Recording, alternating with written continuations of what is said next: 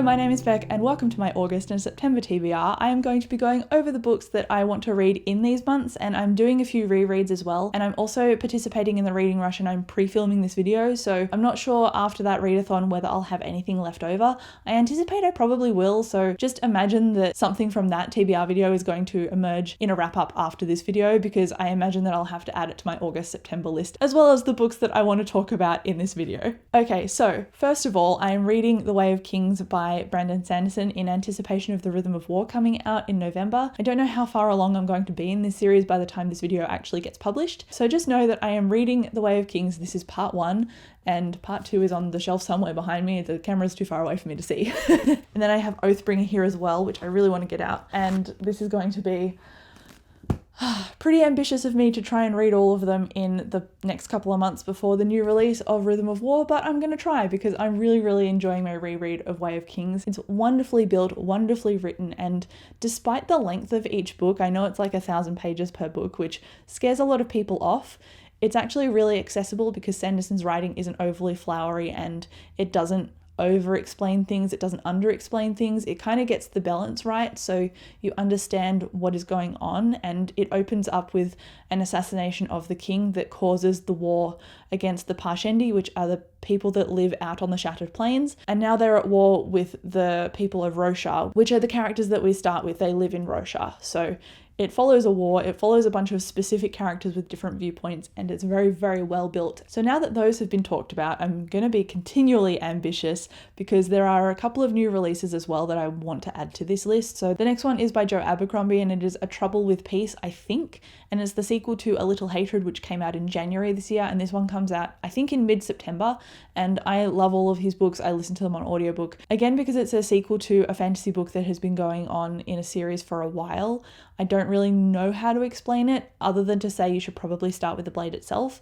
because while A Little Hatred is the first in a new series called An Age of Madness, it is also directly linked to a lot of characters and world building that happened from the blade itself throughout the rest of his work. So I read his entire backlist first, and then I jumped into A Little Hatred and I gave it 5 stars and loved it. So I'm highly anticipating the sequel to that, and I'm very happy that that came out in the same year. So that's one that I want to make you aware of because I will be reading it when it comes out, likely on audiobook. It is a grimdark fantasy and it's again told in multiple perspectives, and it's very politically focused, but when the action happens, it is done so damn well. And the way the audiobook is narrated is absolutely incredible. There are so many different voices that this one narrator does, and he really brings the books to life. And I anticipate that that is why he has been the narrator for the entire backlist of Joe Abercrombie so far, because why would you want him to stop when he's doing such an amazing job? There is also another book coming out in September that I want to talk about, and that is the last book in the Trials of Apollo series by Rick Riordan. I think it's called The Tower of Nero, and this series actually is also a conclusion series. I think it's the last book that he's writing about demigods and Camp Half-Blood and that kind of thing. So I'm sad for the fact that this is ending because I love reading about the Percy Jackson world. But Trials of Apollo is about Apollo. In the first book, he gets thrown out of Olympus by Zeus because he has offended him, and now he has to work his way around being a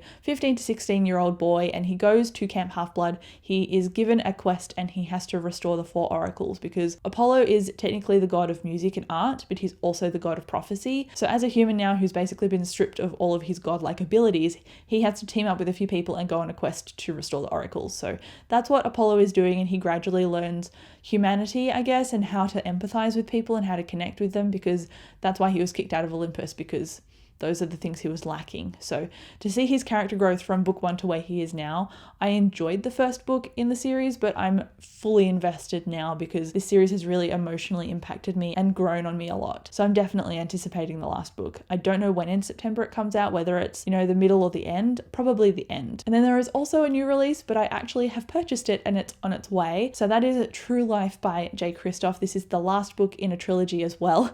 I'm really trying to wrap up some series here, but True Life is the last book in the Lifelike and Deviate trilogy, and it's a steampunk dystopian kind of sci-fi maybe, young adult book. It's got a lot going on. And the first book follows Eve, and she is entering this robot into a contest with her best friend Lemon Fresh, and that robot inevitably loses, and they are trying to pick out pieces of it in the trash to fix it up again, and they find this boy who is actually a lifelike. And a lifelike is like a robot, but it looks like a human being, and it has like an AI feature that makes it more human. And so the book really takes off from that point because it deals with like a quest kind of narrative and a finding out of identity narrative, as well as a running away from an enemy because the lifelike is being tracked by somebody and they're not exactly a friend. And so I'm reading True Life because I just want to wrap up a series, and I anticipate I'll give it like a 3 to 3.5 stars, maybe a 4 if I'm lucky, but it's just a book series that I know I'll probably enjoy, so I'm gonna conclude it because why not? The next one is also a new release, so just bear with me. It is Hollowpox by Jessica Townsend, and this is the third book in the Nevermore trilogy series. I'm pretty sure it's a series, and it's a series that really stoked the embers of nostalgia in me, because I know it's granted that whenever a new magical middle grade comes out, it's going to be compared to Harry Potter and the nostalgia that Harry Potter brings to a lot of people. But Nevermore, the first book, actually brought that nostalgia to me, and it did it in a very, very genuine way and in a very new way as well. And it's about a little girl named Morrigan Crow. She believes that she's cursed, and she gets saved by this guy named Jupiter, and he's actually a wizard,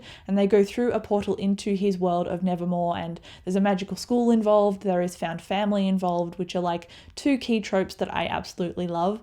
And it's only a series that keeps getting built on. It usually has a mystery threaded through each book that the kids have to solve, and it's just a wonderful story, and I really enjoy it, and it's something that I read when I want like an uplifting, fun middle grade book. So that's why I'm adding Hollowpox to this list. I think it comes out in August, but I know that the publication date has been moved once before, so I don't know if what I saw is the new publication date or the old one that has since changed. So I'm tentatively putting it on this list, but I anticipate I'll read it this year when it eventually comes out anyway. And so now we've gotten through the books that I wanted to talk about that are already on my TBR, but I wanted to get into something I made, and that is my TBR jar. I made this recently. It is the last 29 books that remain unread on my reading pile, and I actually haven't debuted this in a video yet, so this is brand new. I haven't used it before, and I'm really, really excited. It does have 1 or 2 series in here and sequels to those series. So for example, it has Malice by John Gwynne in here, but it also has the rest of the series by him in here because I also own the rest of the quartet. So that means I have like 4 chances of picking out Malice, because if I pick a book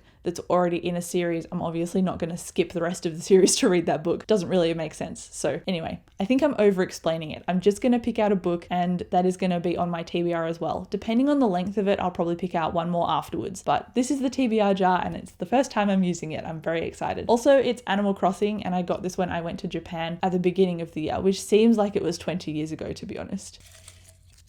I picked out The Shadow Glass by Arincha Peko. This is actually the 3rd book in a trilogy, so I'm glad I mentioned the thing about series before, because I haven't read the 2nd book, Heartforger. So even though I picked out Shadow Glass, I'm going to include the Heartforger on here, and for the sake of it, because I picked out this book, maybe I'll just include it as well. So the 2 books that I'm gonna be adding to this list off the TBR pile that I already own are The Shadow Glass and The Heartforger by Arincha Peko. The first book in this series is The Bone Witch by her, and it's like Memoirs of a Geisha meets The Name of the Wind, in the sense that it is a young girl discovering her magic and also going to a place that she gets trained in that magic that she doesn't necessarily like, and she might not necessarily be a good character either. You're not quite sure, because it's told in a time that Tia is quite young, but then it also is told in like italics in between, and you get the sense that she's a lot older reflecting back on what she's done, and you don't know why or what's happened. She also has the power of necromancy, which is really damn cool, and I've put this series off for a very long time, and I now entirely own the series, so I need to actually finish it. So that's why it's in my jar. So that is it for this video. Obviously I have a lot more than this, but I just don't have the books right here on me. So hopefully I get to all of these things during the months of August and September, but